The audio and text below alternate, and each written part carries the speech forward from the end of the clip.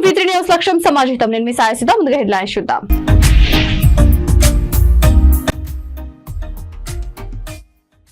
మాజీ ప్రధాని రాజీవ్ గాంధీ జయంతి వేడుకలు.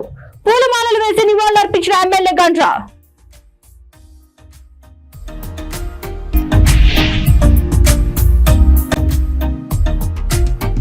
మెట్పల్లి పట్టణం కిరాణా జనరల్ స్టోర్ ఆధ్వర్యంలో నిరసన. వైద్య విద్యార్థిపై అఘాయిత్యానికి పాల్పడిన దోషులను బహిరంగంగా ఉరితీయాలని డిమాండ్.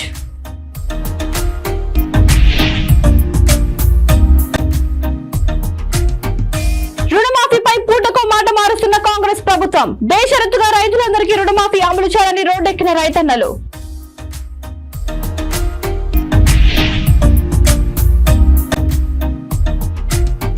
గల్ఫ్ దేశాలకు 3 సార్లు వెళ్లి వచ్చిన వేముల మల్లేష్. అప్పుల బాధతో మనస్తాపం చెంది ఉరివేసుకున్న మల్లేష్. ఇక డీటెయిల్స్ చూస్తే, జయశంకర్ భూపాలపల్లి జిల్లా కేంద్రంలో కాంగ్రెస్ పార్టీ సీనియర్ నాయకులతో కలిసి మాజీ ప్రధాని రాజీవ్ గాంధీ 80వ జయంతి సందర్భంగా విగ్రహానికి పూలమాలలు వేసి కేక్ కట్ చేసి నివాళులర్పించిన భూపాలపల్లి ఎమ్మెల్యే గండ్ర సత్యనారాయణరావు మాట్లాడుతూ, తన చివరి ఊపిరి ఉన్నంత వరకు దేశం కోసం ప్రాణాలు అర్పించిన ఆ విశ్రాంతి ధీరుడు, నిరుపేదలకు అండగా నిలిచిన ఆపద్బాంధవుడు, దేశాన్ని ప్రగతి బాటలో నడిపిన నాయకుడు, సాంకేతిక విప్లవం ద్వారా భారతదేశాన్ని ప్రపంచ దేశాలతో పోటీ పడే విధంగా పునాదులు వేసిన మేధావి అని అన్నారు. ఈ కార్యక్రమంలో trade promotion corporation limited chairman, జిల్లా అధ్యక్షులు అయిత ప్రకాష్ రెడ్డి, టీపీసీసీ సభ్యులు చల్లూరి మాధవ్, టౌన్ అధ్యక్షులు దేవన్, వర్కింగ్ ప్రెసిడెంట్ పిప్పాల రాజేందర్ పాల్గొన్నారు.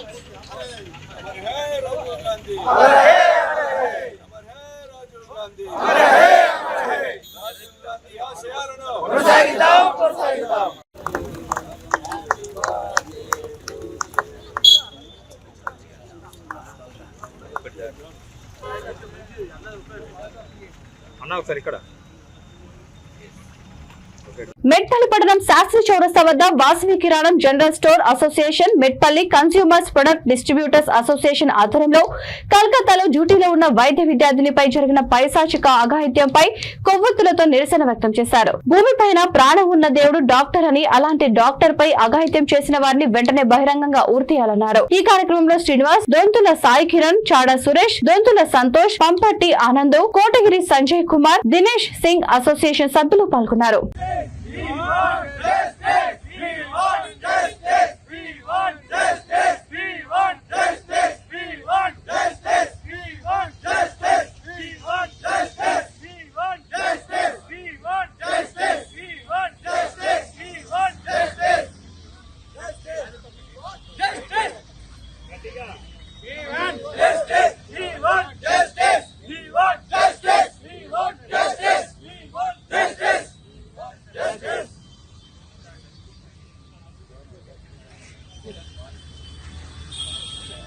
కలకత్తాలో ఆర్జే భారతి వైద్య కళాశాలలో వైద్య విద్యార్థినిపై జరిగిన పైశాచిక అత్యాచారంపై నిరసనగా మెట్పల్లి కిరాణా వ్యాపారస్తులు మరియు ఏజెన్సీ అసోసియేషన్ వ్యాపారస్తుల ద్వారా ఆమె జరిగిన అన్యాయంపై మృతికి తొందరగా జస్టిస్ నిర్ణయం జరగాలని చెప్పి మెట్పల్లి వ్యాపారస్తులము, మిగతా మాకు అందరూ డిస్ట్రిబ్యూటర్లు కూడా కలిసి ఈరోజు మేమందరం ఆమెకు మద్దతుగా నిరసన తెలిపేయడానికి ఈరోజు క్యాండిల్తో నిరసన తెలిపి మా యొక్క సంఘీభావం తెలపడానికి ఇక్కడికి రావడం జరిగింది. దీనిపై త్వరగా ఒక నిర్ణయం తీసుకొని ఆమె యొక్క మృతిపై విచారణ త్వరగా జరిగి ఆమెకు న్యాయం జరిగేలా, ఆమె కుటుంబానికి న్యాయం జరిగేలా సహకరించాలని చెప్పి మేము కోరుచున్నాం.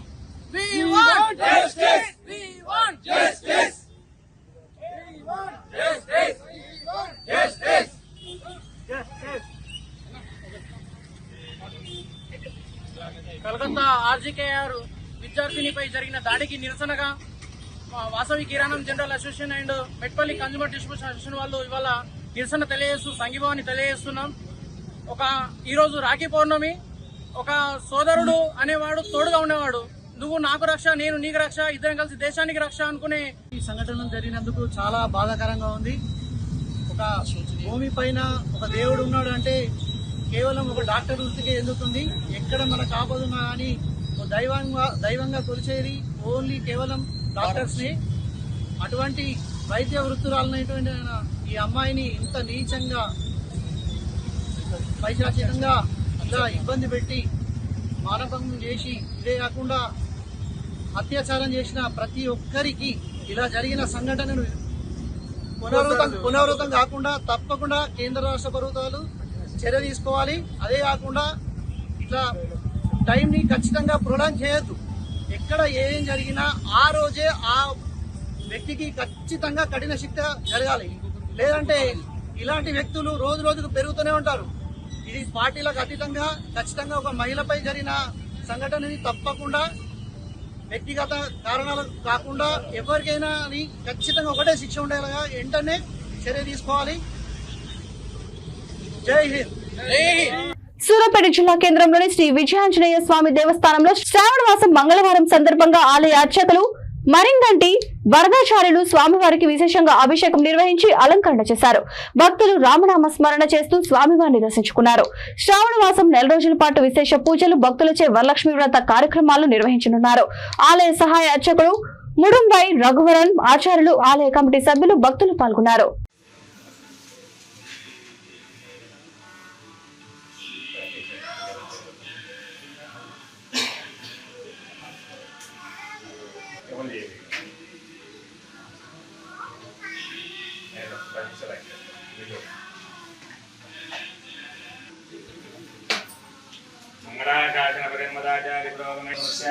లక్ష్మీనారాయణ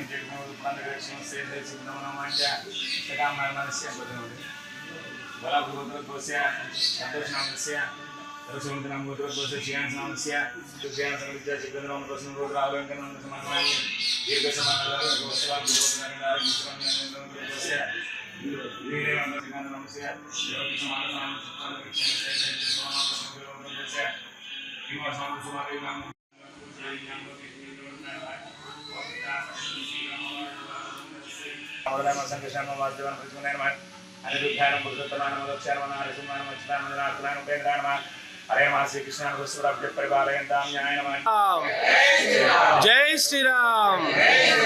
జై శ్రీరామ్.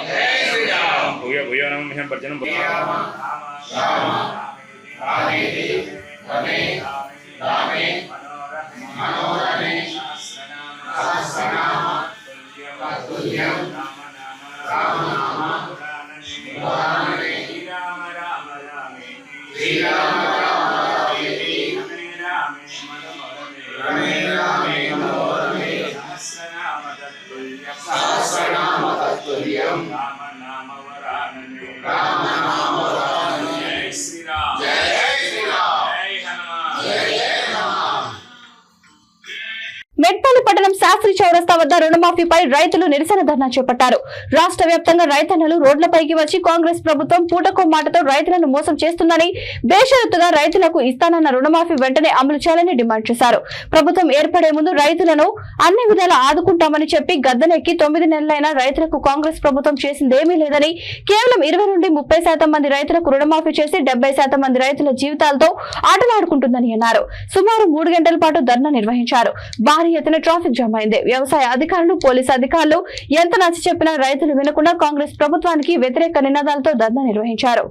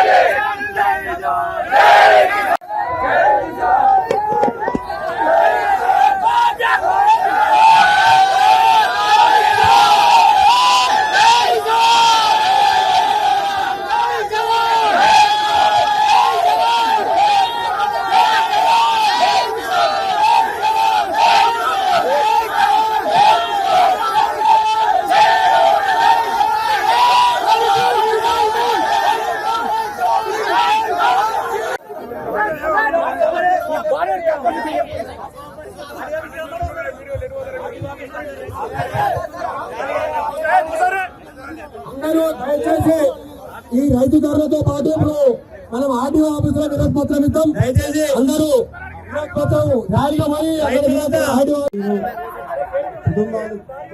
చెప్పినప్పుడు రేషన్ కార్డు అని చెప్పినారు.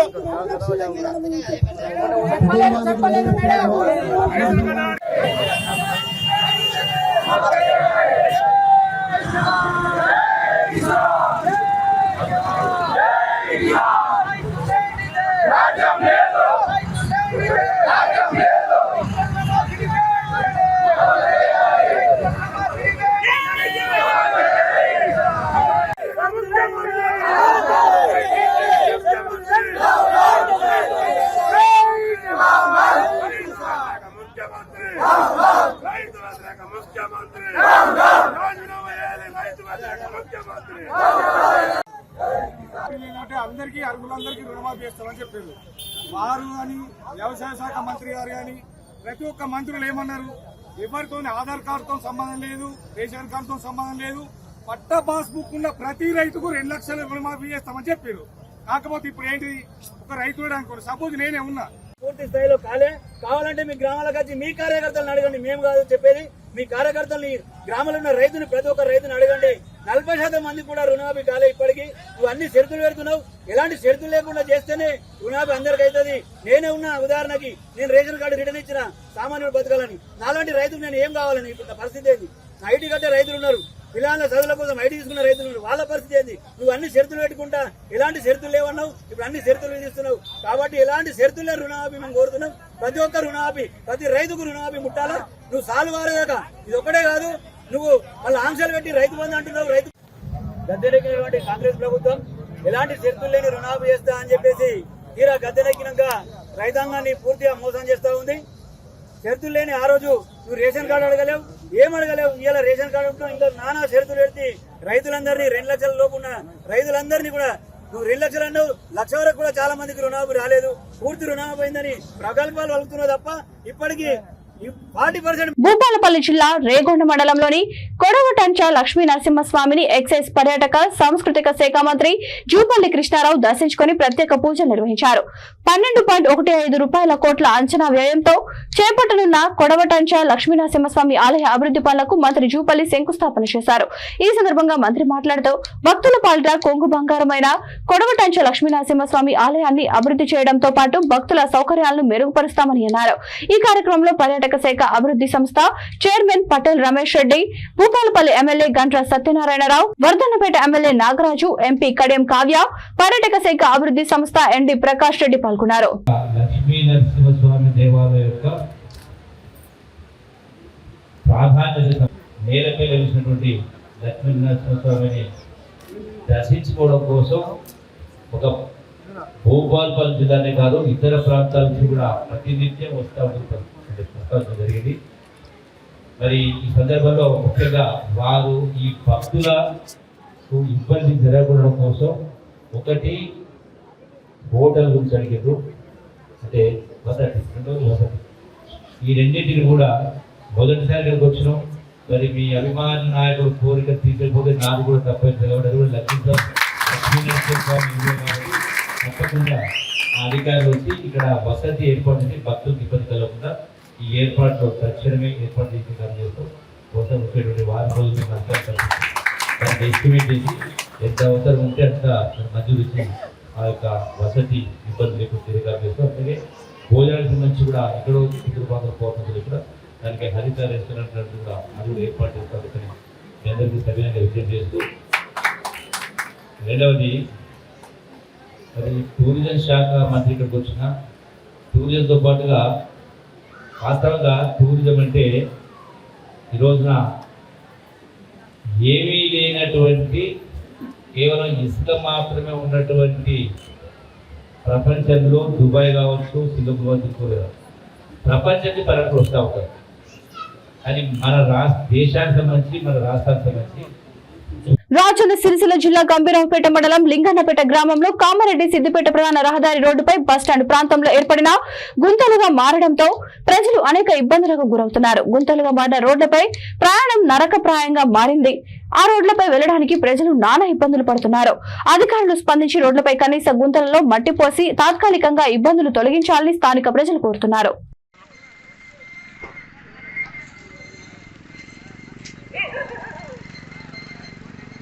కామారెడ్డి బస్సు బొమ్మల కోసం లొల్లి పెడుతున్నారు కానీ గుంతల కోసం వాళ్ళు లొల్లి పెడతలేరే అది అడుగుతామని దానికి కావాలనుకుంటే ఇక అడగాలంటే ఇక ఆల్సిన దగ్గరికి పోవాలి కొన్నాం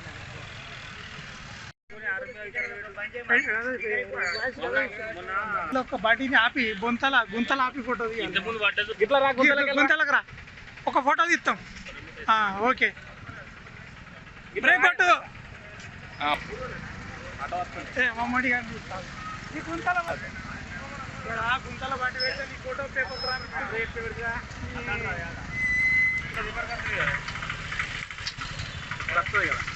ముందట రాయి అన్న.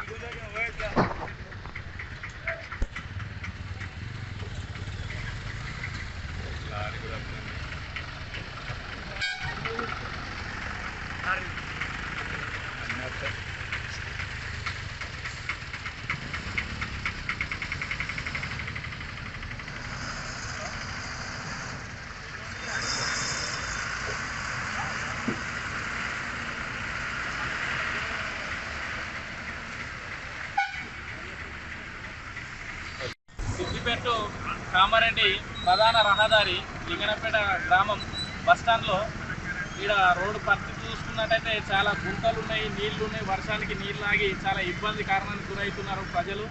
బైక్ల మీద వచ్చేవాళ్ళు, కార్ల మీద వచ్చేవాళ్ళు కూడా చాలా ఇబ్బంది అవుతుంది. మొన్నైతే బైక్ మీద వచ్చేవాళ్ళు అడ్డం పడ్డారు. అయినా ఎవరు పట్టించుకునే నాదుడే లేరు. కనీసం అధికారులు చూస్తున్నారు, అందరు చూసుకుంటూ వెళ్తున్నారు కానీ ఎవరు కూడా స్పందించలేరు. అధికారులను ఇప్పటికైనా స్పందించి ఈ రోడ్డుని కొంచెం బాగు చేయించాలని కోరుకుంటున్నాము. చాలామంది పడడం జరిగింది. ఇక్కడ లింగనపేట గ్రామంలో బస్టాండ్లో ప్రధాన రహదారి కామారెడ్డి టు సిద్దిపేట రహదారి, సిద్దిపేట నుంచి కామారెడ్డి పోయే ప్రధాన రహదారి ఈ సెంటర్ లింగన్నపేట సెంటర్ ఈ బస్టాండ్లో ఈ గుంతలు ఏర్పడి సంవత్సర కాలం అవుతుంది. ఇంతవరకు కూడా ఈ మట్టి పోసే నాదుడు లేడు, గుంతలు పూడ్చే నాదుడు లేడు.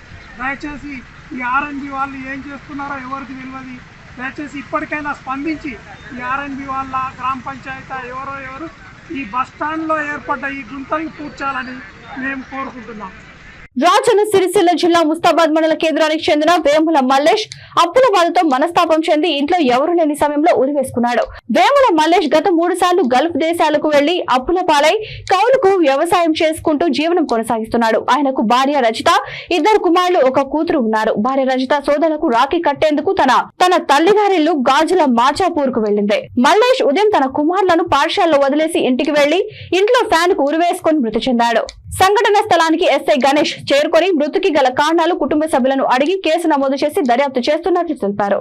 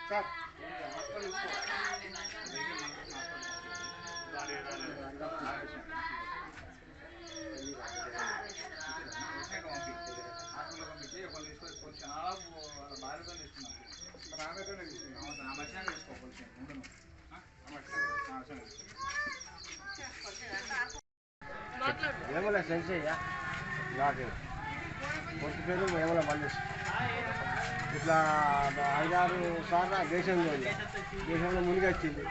ఇక్కడ ఇంకా పొలం పట్టుకుంటే పక్కన 19 లక్షల బాగా అయింది సార్. ఈ బాధలు ముస్తాబాద్ జైన్లో మళ్ళీ దేశాల మీద తిరిగి వచ్చి అప్పుల బాధకు ఇంటికి వచ్చి పొలం కౌలు కట్టుకుని ముస్తాబాద్లో కౌలు కట్టుకొని ఆ కౌలు కట్టుకున్న ప్రభుత్వాన్ని నిలబడి ఆత్మహత్య చేసుకుని వదిలేసి చనిపోయింది. 3 పిల్లలు, 2 పిల్లలు, ఒక బిడ్డ. 15 లక్షలకు అప్పు చేసుకుని చనిపోయింది సార్. బులెటిన్ ముగించే ముందు హెడ్లైన్స్ మరొకసారి.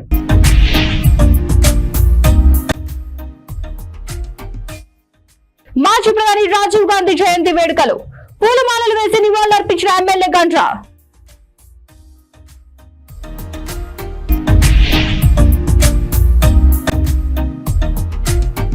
మేడ్పల్లి పట్టణం కిరాణా జనరల్ స్టోర్ ఆధ్వర్యంలో నిరసన. వైద్య విద్యార్థిపై అఘాయిత్యానికి పాల్పడిన దోషులను బహిరంగంగా ఉరితీయాలని డిమాండ్.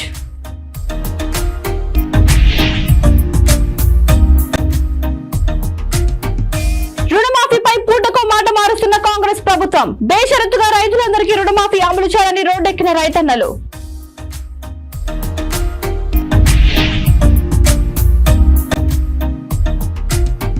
గల్ఫ్ దేశాలకు 3 సార్లు వెళ్లి వచ్చిన వేముల మల్లేష్. అప్పుల బాధతో మనస్తాపం చెంది ఊరివేసుకున్న మల్లేష్. ఈ బులెటిన్ ఇంతటితో సమాప్తం. మరొక బులెటిన్తో మళ్ళీ కలుద్దాం. అంతవరకు చూస్తూనే ఉండండి V3 న్యూస్ లక్ష్యం సమాజహితం.